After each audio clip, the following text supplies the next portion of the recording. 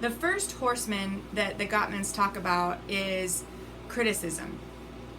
And I think we can all say that we've all criticized before. And we're not just talking about in your romantic relationship, but it could be as a parent, it could be as a friend, it could be as a coworker. We all criticize. And what criticism does is it kind of attacks the person's character rather than giving a complaint about somebody's behavior.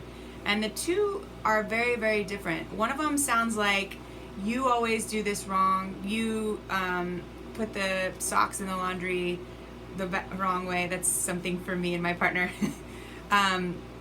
Or you're not turning in your file. You're not filing the report, and you're constantly late. Those are attacks on somebody's character. Versus, you use an I statement of, I'm getting frustrated because the reports are not being turned in, or it makes me worried that you're not listening to me.